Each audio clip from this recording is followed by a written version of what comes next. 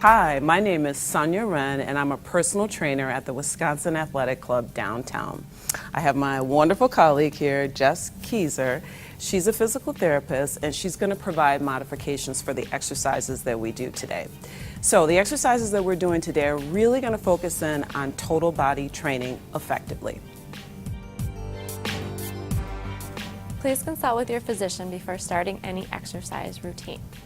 Our exercise today is the deadlift combo, and Sonya is going to start with 5-pound dumbbells in each hand. Starting with her feet about hip width apart, athletic stance.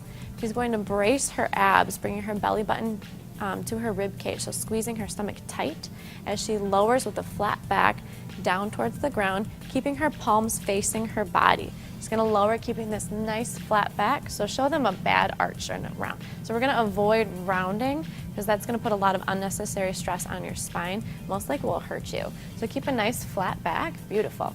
Then she's going to go into a squat as she brings her arms into a hammer curl, standing up tall to raise the arms up overhead. Beautiful, let's go through again. The main key component here is making sure that her abs stay braced to protect her spine as she stands up tall. Beautiful, again one more time. So lowering down, keeping that flat back, weights are staying close to her, hands facing her, then bending the elbows, reaching up overhead. Nice. So in order to modify this at home, maybe you don't go as far down when you're doing your deadlift, or you just stick with just the deadlift at home and avoid reaching up overhead.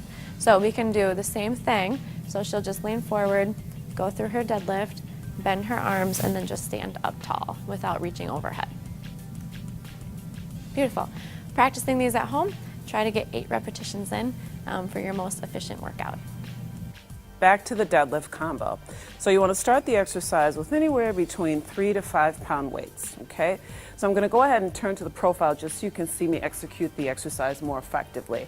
So we're going to start with the deadlift. So we want to start the deadlift with legs just about shoulder width apart. We also want to make sure the shoulders are aligned over the hips. We also want to pull those abs in just a little bit. So I'm going to go ahead and hinge through my hip, right? I like to lift my chin. I find lifting my chin helps to keep a flat back. So if you're wondering, what's a flat back? My back's not flat, okay? Here my back is flat. My chin is up, my chest is open, all right?